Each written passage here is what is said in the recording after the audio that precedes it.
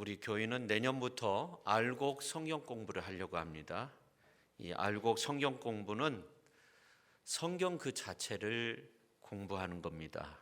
많은 성경 공부가 성경에 대해서 공부를 하죠. 다분히 의도된 성경 공부를 합니다. 특히 이단들은 자신들의 어떤 논리에 맞는 말씀만 공부해서 사람들을 미혹시키고 있습니다. 그래서 이 말씀 자체를 공부하는, 전체적으로 말씀 자체를 공부하는 시간을 가지려고 합니다. 그래서 알곡 신자로 거듭나고 영적인 무장을 하려고 합니다. 또한 전교인이 함께 성경 일독을 하려고 합니다. 그래서 이 성경 일독을 할 수 있는 달력을 만들었어요. 하루하루 어느 정도 성경을 읽어야 되는가, 창세기 몇 장 하루 읽고 그 다음 날 읽고 그러다 보면은 이제 66권을 1년 내에 일독할 수 있는 그런 달력을 만들었습니다. 그런데 이렇게 성경 일독 또 알고 성경 공부하면서 중요한 방식이 커뮤니티 성경 읽기입니다. 말씀이 곧 하나님이시죠. 또 말씀이 우리 가운데 오셨는데 우리가 그 영광을 보니까 은혜와 진리가 충만하더라. 그렇게 성경에서 말씀하고 있어요.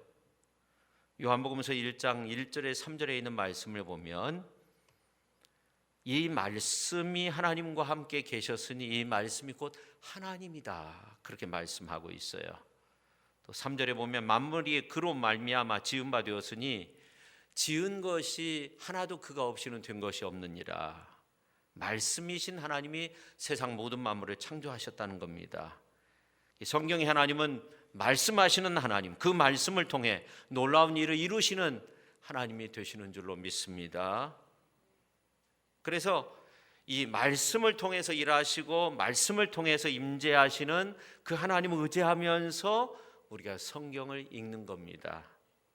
그런데 가정 공동체 아니면 여러 사람이 함께 공동체를 이루어서 이 말씀을 대하면 더욱더 좋을 것 같아요. 물론 이제 혼자 그렇게 읽으셔도 되는데, 예를 들어서 2020년 1월 1일 읽을 말씀이 창세기 1장에서 3장까지 말씀입니다.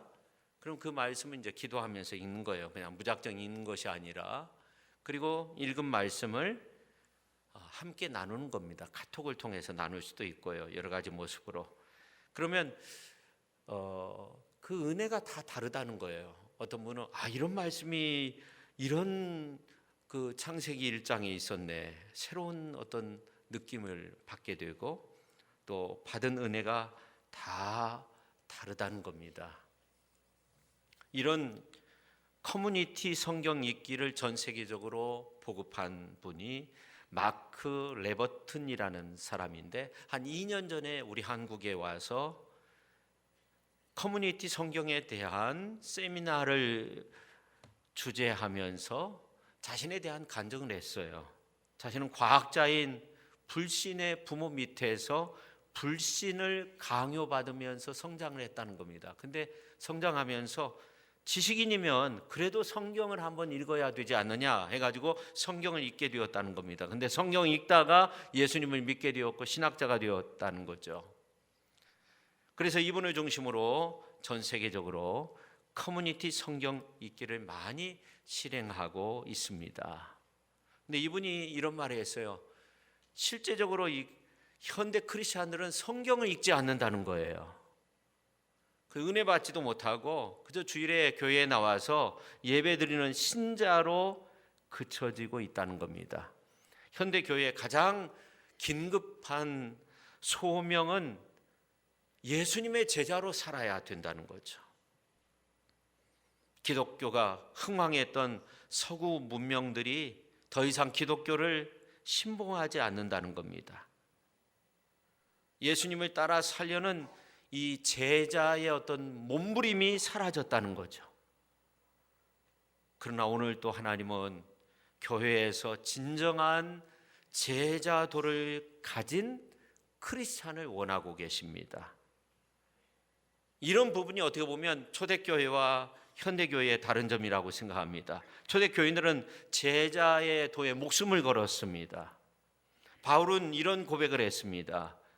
빌립보서 1장 20절에서 21절에 있는 말씀을 보면 20절 하반절에 보면 지금도 전과 같이 온전히 담대하여 살든지 죽든지 내 몸에서 그리스도가 존귀하게 되게 하려 하나니 이는 내게 사는 것이 그리스도니 죽는 것도 유익함이라. 내 안에서 나는 죽고 그리스도가 산다는 거예요. 이게 내 삶의 목표라는 거죠. 그렇습니다. 참 제자의 도는 삶을 통해서 그리스도의 영광만을 드러내기 위해서 사는 거죠. 그리스도만이 나의 삶의 전부임을 믿고 따르는 겁니다. 그러나 오늘날 교계는 다릅니다. 추구하는 것이 다릅니다. 어떤 물질적인 거, 교권 이러한 것들을 더욱더 주장하는 경우가 많이 있는데 왜 그럴까 생각해 보면 부족해서가 아니라 넘쳐서라는 거죠. 물질이 넘치고 건물이 초호화판이고 교회가 자꾸만 세속화된다는 거죠. 우리는 반성해 봐야 됩니다. 제가 왜 이러한 말씀을 서두에서 말씀드리냐면 예수님 이 땅에 오실 때 그 당시에도 그 전에 그 직전에도 이런 모습들이 있었다는 겁니다. 5절 말씀 같이 한번 읽겠습니다. 유대왕 헤롯 때에 아비야 반열에 제사장 한 사람이 있었으니 이름은 사가랴요 그의 아내는 아론의 자손이니 이름은 엘리사벳이라. 전반절에 보니까 유대왕 헤롯 때 그렇게 말씀하고 있어요. 그때가 어느 때? 헤롯 때라는 겁니다. 헤롯은 에서의 후손이었어요. 이두메 출신의 사람이었어요. 이 사람이 야곱의 후손 유대인의 왕으로서 등극하기까지 얼마나 많은 사람들을 죽였는지 모릅니다. 에서의 후손이 야곱의 후손의 왕이 되었으니까요. 동방박사들이 겁도 없이 헤롯 왕한테 가서 이런 말을 하잖아요. 유대인의 왕으로 나실 분이 어디 계시냐고. 그러니까 마태복음서 2장에 있는 말씀을 보면 베들레헴 지경 이제 2살 아래 어린 아이를 다 죽였어요. 헤롯이 그렇게 다 죽였어요. 이 헤롯의 본래의 모습이죠. 헤롯이 유대인의 환심을 사기 위해서 유대인의 종교로 개종하고 성전을 중건합니다. 중건하기까지 46년이 걸렸어요. 헤롯은 대단한 건축가이기도 했는데 수많은 백성들을 동원해가지고 초대형 건축물들을 지어가지고 남겼어요. 그 중에 하나가 헤롯 성전인데 지금은 한쪽 벽만 남았죠. 이 헤롯 성전은 이전의 성전의 모습과는 전혀 다릅니다. 솔로몬이 성전을 건축하기까지 7년 6개월이 걸렸습니다. 수룹바벨 성전은 착공한 지 얼마 안 돼가지고 공사가 중단되고 15년 있다가 4년 5년에 걸쳐서 공사를 마치게 됩니다. 그런데 헤롯 성전은 헤롯이 유대인의 환심을 사기 위해서 성전을 건축하기 시작했는데 46년이 걸렸어요. 그 성전의 크기나 규모 모든 면에 있어서 웅장했습니다. 과거의 성전과는 전혀 달랐습니다. 놀라운 것은 요한복음서 2장에 보면 이러한 성전 내부가 완공이 되기 그 전 단계에 있을 때 돈을 바꾸고 비둘기를 파는 장소로 이미 변했습니다. 그래서 예수님이 예루살렘 성전에 입성하셔서 맨 처음 행한 일이 성전을 정화시키는 일을 했습니다. 그것뿐입니까? 당시 성전에서 활동했던 제사장들도 예수님을 죽이려고 했던 대제사장 안나스와 가야바를 배출시켰어요. 아마 이 자리에 계신 분들 가운데 안나스가 누구고 가야바가 누군가 잘 모르시는 분들도 있을 거예요. 우리가 요한복음서 18장 12절에서 13절 말씀을 우리가 같이 한번 읽도록 하겠습니다. 이에 군대와 천부장과 유대인의 아랫 사람들이 예수를 잡아 결박하여 먼저 안나스에게로 끌고 가니 안나스는 그 해에 대제사장인 가야바의 장인이라. 아멘. 그리고 19절에 있는 말씀을 보면 대제사장이 물었어요. 예수님께, 잡혀온 예수님께 물었어요.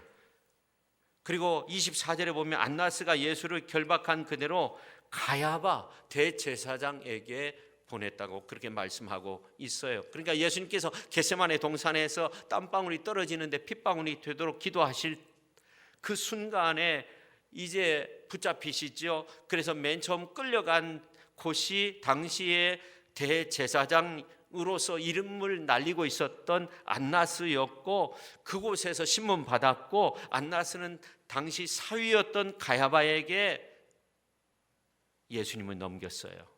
가야바는 빌라도에게 넘겼어요. 그러니까 예수님이 십자가에 못 박힐 때 주변에 많은 사람들이 있었어요. 예수님께 사형 선고를 내린 빌라도가 있었어요. 오늘 정치 사회에서 보는 그러한 흔히 볼 수 있는 그런 사람의 모습이에요. 또 사형 선고를 받은 예수님을 직접 처형한 로마의 군인들도 있었습니다. 그리고 이제 예수님을 십자가에 못 박으라고 선동한 군중들도 있었습니다. 그런데 실제로 예수님을 십자가로 몬 장본인이 누군가 할 때 바로 안나스와 가야바라는 겁니다. 이들이 예수님을 십자가에 죽음으로 몬 실제 주범이라는 거죠. 빌라도도 이러한 사실을 알았습니다.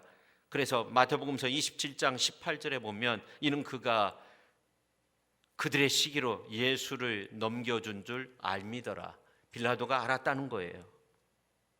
그러니까 오늘 이제 말씀의 상황은 정치적으로 보나 종교적으로 보나 임마누엘 예수님께서 오시기 그 직전의 상황은 아주 칠흑과 같은 그런 어둠 속에 있었다는 겁니다. 그런데 본문에 보면 이러한 영적인 암흑의 정점을 깨트릴 수 있는 한 위대한 가정이 소개되고 있다는 겁니다. 오늘 5절과 6절에 보면 나옵니다. 유대왕 헤롯 때 아비야 반열에 제사장 한 사람이 있었다는 겁니다. 바로 사가랴와 그의 아내 엘리사벳의 가정입니다. 두 사람은 하나님 앞에 의인이었다고 말씀하고 있습니다. 엄청난 전환을 이루고 있습니다. 그리고 이어지는 말씀이 주의 모든 계명과 규례대로 흠이 없이 행하였더라 그렇게 말씀하고 있습니다. 그야말로 종교적으로, 정치적으로, 경제적으로, 사회적으로, 군사적으로 타락해버린 그러한 시대에 한 가정을 통해서 주의 복음이 드러날 그런 준비가 이루어지고 있었다 하는 겁니다. 그 가정이 사가랴, 엘리사벳, 이들은 모두 의인이었다. 그 두 사람의 아들인 세례요한도 마찬가지죠. 암흑기의 정점에서 주의 복음을 비추는 그런 사람이었어요. 그 가정이 아름다운 복음의 빛을 드러내는 가정이었습니다. 말라기 선지자 이후로 400년이라는 이 암흑의 정점인 이 시대에 그때가 유대왕 헤롯 때였습니다. 그때 빛이 난 가정이 있었다는 거죠. 의인은 세상이 어두우면 더욱더 빛이 난다고 합니다. 의인의 가정은 혼란하면 혼란할수록 더욱더 아름답고 귀하다고 합니다. 어떤 면에서? 섬김의 면에서 그렇습니다. 오늘 이제 말씀에서 볼 수 있듯이 헤롯 시대에 그들만 빛났어요. 그들의 섬김이 빛이 드러났습니다. 성도 여러분, 헤롯 왕 시대에 의인으로 섬겼던 사가랴 엘리사벳의 그 섬김의 모습을 본받으실 수 있기를 예수님의 이름으로 축원합니다. 첫째, 이 사가랴의 가정은요, 하나님 앞에 선 가정이었다는 것이 중요합니다. 여러분, 이런 사진을 본 적이 있는가 모르겠어요. 이게 누굴까요? 한번 맞춰보세요. 저분이 사람인가 이렇게 생각하시는 분도 있을런가 모르는데 지미 카터 대통령인데 한쪽 눈이 멍들었고 왼쪽 눈 위에 14바늘을 꿰맸어요. 헤비테트 무주택자에게 집을 지어서 주는 건축 현장에서 이 상태로 일을 했어요. 95세의 목수입니다. 주일학교 성경 선생입니다. 그의 아내는 노잘린 여사인데 92세인데 72년 동안 같이 살고 같이 건축 현장에 다닙니다. 우리가 영상을 한번 보도록 하겠습니다. 미국의 지미 카터 전 대통령은 퇴임 후 왕성한 봉사활동으로 오히려 재임 시보다 더 많은 칭찬을 받고 있습니다. 그런 카터 대통령이 지난 8월 암에 걸렸는데 넉 달 만에 씻은 듯이 다 나았다고 선언했습니다. 좋은 일을 많이 해서 복을 받은 걸까요? 이상엽 기자의 보도입니다. 카터 전 미국 대통령의 고향인 조지아주 한 교회에서 열린 성경교실에서 카터 전 대통령은 최근 정밀검사 결과 자신의 암이 완치된 것으로 진단받았다고 공개했습니다. When I went this week, they didn't find any cancer at all, so I have good news.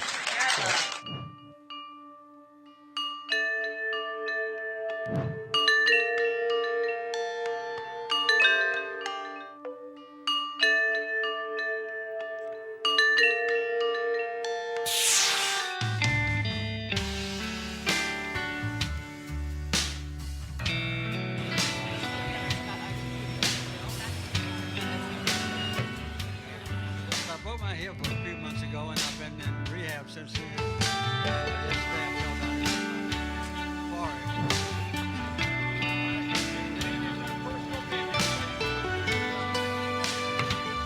fell down and I've been in rehab since then, and yesterday I fell down and hurt my forehead, and got a black eye. But I'm doing well. I feel good enough to build houses.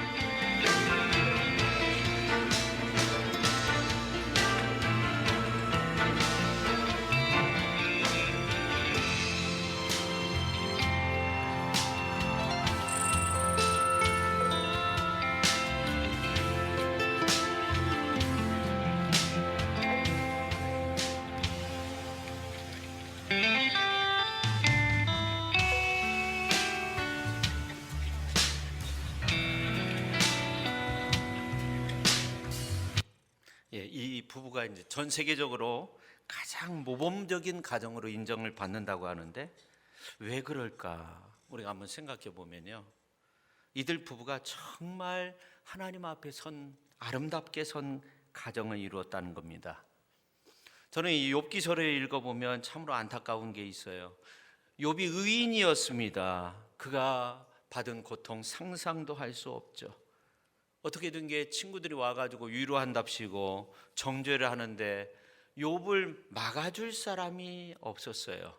마지막 방패막이 있었다면 누구였을까요? 욥의 아내였죠. 당신들 내 남편에게 무슨 짓을 하는 것이요? 무슨 말을 하는 것이요? 그런 말 한마디면 욥기서가 42장인데 20장으로 줄어들 수 있었을 거예요. 그럼 우리가 이 욥기서를 보면서 고민할 필요가 없어요. 설교자들이 고민을 많이 해요. 이게 욥의 친구의 말인데 이것을 어떻게 해석하고 어떻게 말씀을 전해야 될지 고민을 많이 하는데 아마 20장으로 줄었을 거예요.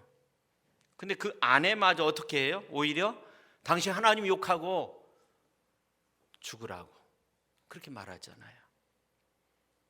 우리가 사가랴와 엘리사벳을 왜 의인이라고 그렇게 칭찬하고 있는가 살펴봐야 됩니다. 오늘 이제 6절에 있는 말씀을 보면 주의 모든 계명과 하나님 앞에 의인이니 주의 모든 계명과 규례대로 흠이 없이 행하더라 그렇게 말씀하고 있어요. 근데 이 부분의 말씀을 또 이렇게 번역한 성경이 있는데 그들이 둘 다 주의 명령과 규례 안에서 흠없이 걸으며 하나님 앞에서 의롭더라. 둘이 함께라는 말이죠. 성도 여러분, 연말을 맞이해서 부부가 함께 하나님을 섬길 수 있다는 거 이건 엄청난 축복입니다.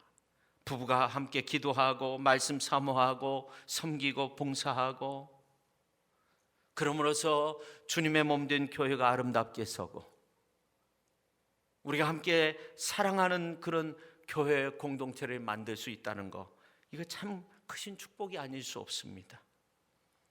저는 이 사가랴의 아름다운 섬김의 모습을 한 두 가지 면으로 보고 싶은데, 첫째, 제사장들 사이에서 보고 싶습니다. 목사의 모습을 목사가 잘한다, 그런 말이 있죠. 목사의 모습을 다른 목사가 잘 알고 있는 거예요. 저 목사가 지금 뭐 하고 있는가. 근데 목사의 비리는 사모가 더 잘 안다고 해요. 어떤 사모님은 목사가 하도 어머니 집만 하고 다니니까 아예 내가 목회하겠다고 나서가지고 전 남편 목사보다 더 훌륭하게 목회하시는 분들도 있습니다. 근데 대체적으로 목사는 목사가 잘합니다. 오늘 5절에 보면 이런 말씀이 있어요. 아비야 반열에 제사장 한 사람이 있었으니 이름은 사가랴였다는 거예요. 누가가 말하기를 아비야 반열의 제사장, 이렇게 말하고 있어요. 일부러 이렇게 기록한 거예요. 그럼 제사장 반열을 살펴보면 이 제사장 반열은 24개가 있었는데 다윗 시대에 정해놓은 겁니다. 근데 8번째가 아비야 반열인데, 그럼 제사장이 얼마나 많겠어요? 굉장히 많죠. 그래서 어떤 사람들은 헤롯 시대에 엄청난 숫자의 제사장들이 있었을 거다, 뭐 한 2만 명 있었을 거다, 그렇게 말을 하지만 그러나 그렇지 않습니다. 아마 예루살렘 성의 파괴와 바벨론 포로 시대 때 많은 제사장들이 사라졌을 거예요. 우리나라 6.25 때 많은 목사들이 죽었죠. 헤롯이 어떤 사람입니까? 어떤 분들은 자신이 제사장 반열에 든다고 해도 그 사실을 알고도 피할 사람들이 많이 있었을 겁니다. 잡히면 죽으니까요. 그러면 왜 누가는 아비야 반열을 기록했을까 하는 겁니다. 근데 누가복음서 1장 3절에 보면 이런 소중한 말씀이 나옵니다. 전반절에 이 모든 일을 근원부터 자세히 미루어 살핀 나도. 그러니까 누가는 이 모든 일의 근원, 그러니까 예수 그리스도가 다윗의 자손으로 이 땅에 오셔서 이제 복음의 귀한 말씀을 선포하시고 복음의 역사를 이루었다는 이 복음의 근원에 대해서 누가가 아주 깊이 그 근원적인 것을 한번 살펴보았다는 거예요.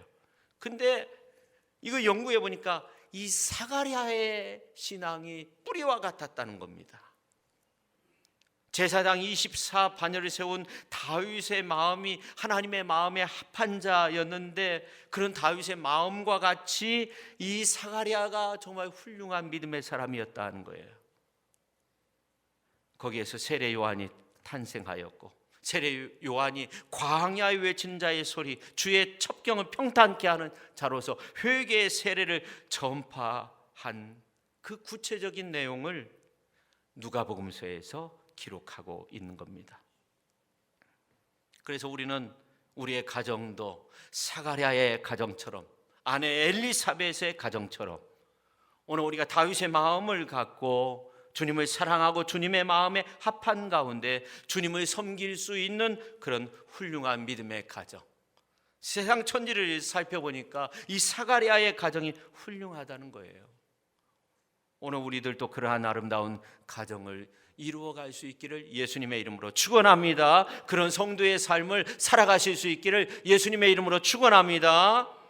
그 다음에 백성들 사이에서 이 사가랴의 섬김의 모습을 보면 오늘 10절 말씀 같이 한번 읽겠습니다. 모든 백성은 그 분향하는 시간에 밖에서 기도하더니 백성들도 사가랴를 알았어요. 기도하는 종으로 알았어요. 부르짖는 종으로 알았어요. 하나님 앞에서 의인으로 알았어요. 하나님을 찾을 때 하나님께서 함께 한다는 이러한 사실을 알았어요. 그래서 말하지 않아도 모여서 모든 백성들이 사가랴와 같이 기도로 하늘의 문을 열고자 했다는 겁니다. 어두울수록 의인은 더 빛이 나는 겁니다. 잠언서 13장 9절에 보니까 의인의 빛은 환하게 빛나고 악인의 등불은 꺼진다고 했습니다.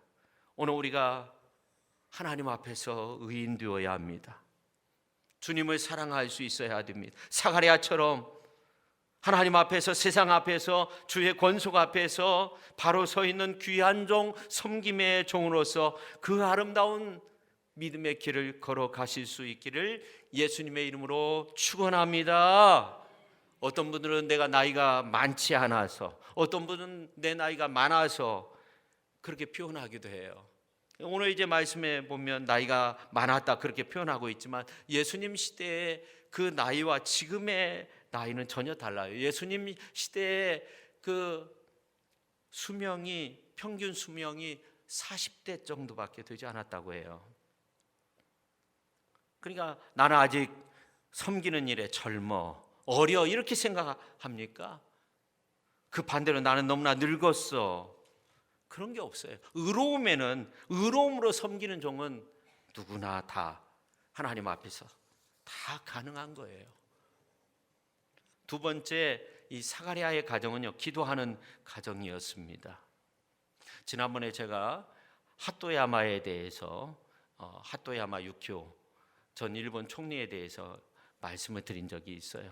이분이 사죄하고 서대문 형무소에 가서 무릎을 꿇고 일본의 역사에 대해서 참여했는데, 이분이 분당에 있는 어느 교회에 가서 연설을 하고 강연을 하고 강단에서 손잡고 함께 기도했다는 거예요. 다시 말해서 이분이 크리스찬이었다는 거예요. 근데 이분뿐만 아니라 그분의 아내도 예수님을 믿는 사람이었는데 할아버지가 일본인 목사였다고 합니다.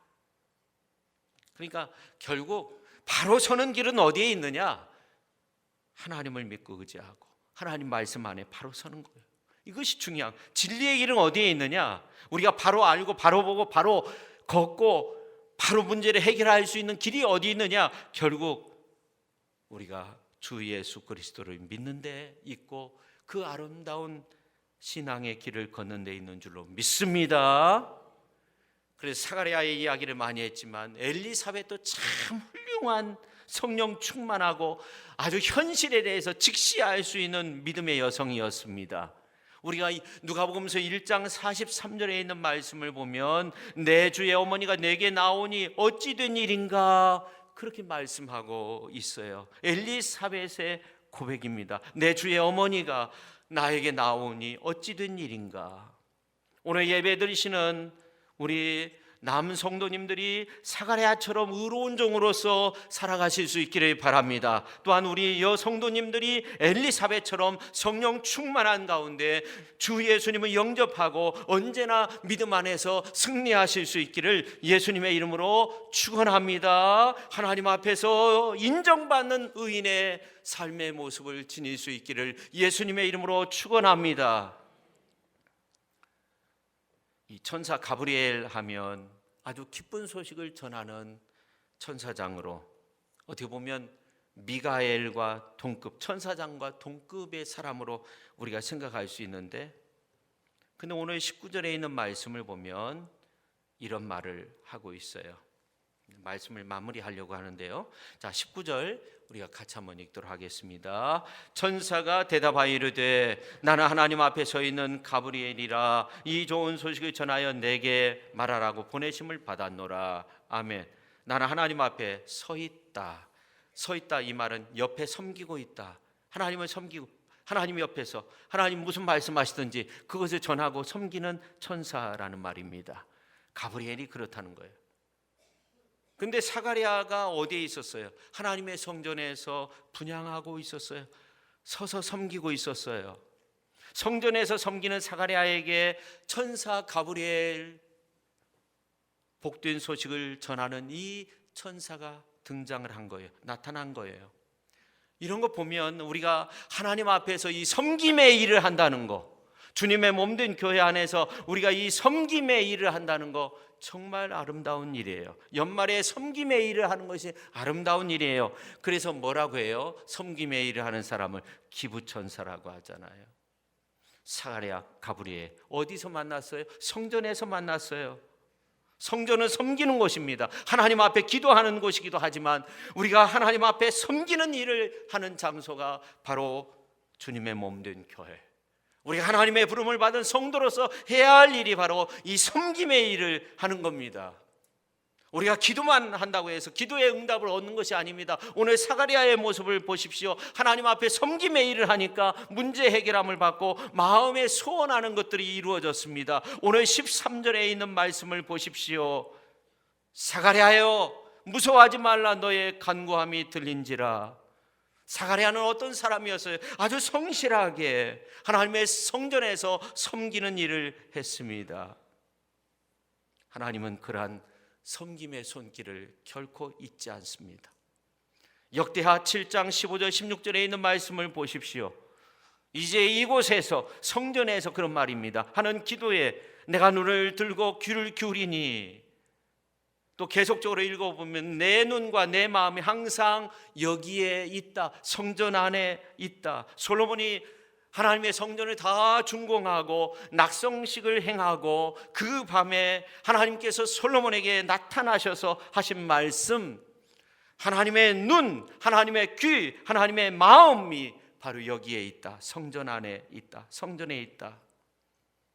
하나님의 눈이 바라보고 있습니다. 하나님의 귀가 있어서 듣고 있습니다. 하나님의 마음이 항상 머물러 있는 곳이 바로 하나님의 성전인데, 교회인데, 그렇다면 하나님의 전부를 말하고 있는 거 아닙니까? 그 중심이 바로 여기에 있다는 거죠. 우리가 새해 내년도 시작하면서 연초부터 사명 감당을 위해서 40일 기도를 하려고 해요. 사명 감당을 위해서. 우리의 부르짖음을 기억하실 겁니다.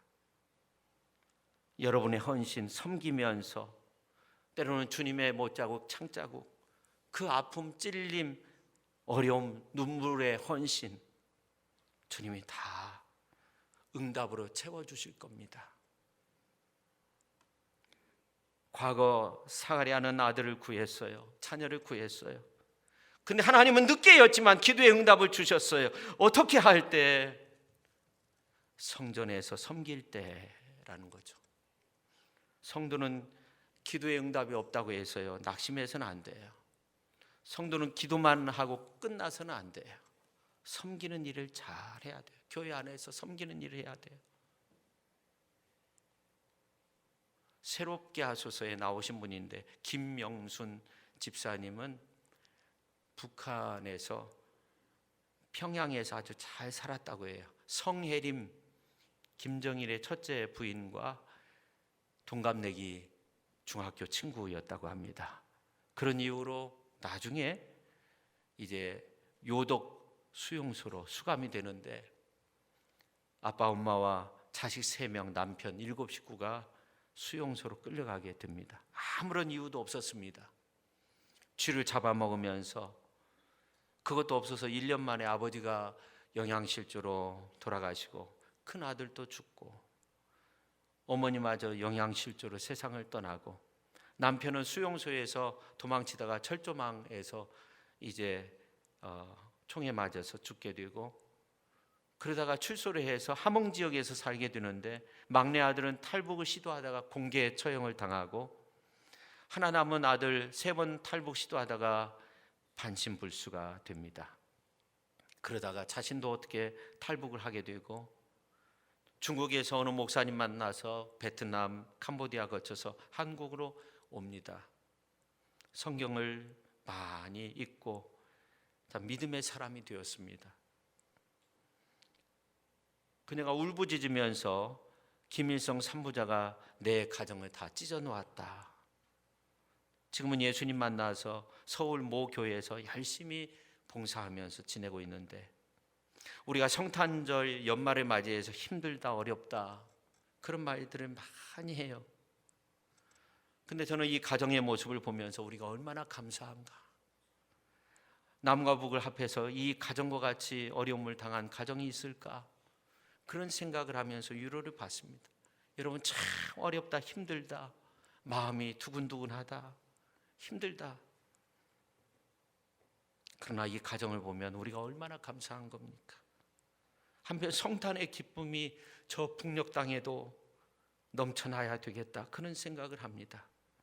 오늘 또 마음껏 성전 안에서 우리가 예배하고 찬양하고 기도할 수 있다는 이 놀라운 사실, 이것이 축복이 아니고 감사가 아니고 엄청난 은혜가 아니고 무엇이겠습니까?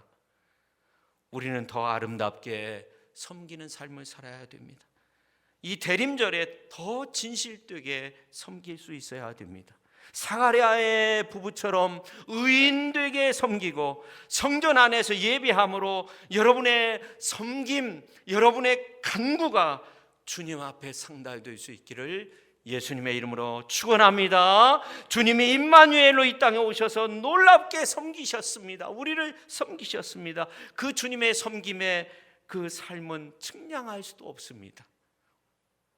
오늘 우리들도 주님을 본받아서 주님이 왜 이 땅에 오셨는가? 왜 임마누엘로 오셨는가? 섬기기 위해서, 섬김을 받기 위해서가 아니라 섬기기 위해서라고 했는데 그 은혜를 누릴 수 있기를, 섬김의 삶을 살아가실 수 있기를 예수님의 이름으로 축원합니다.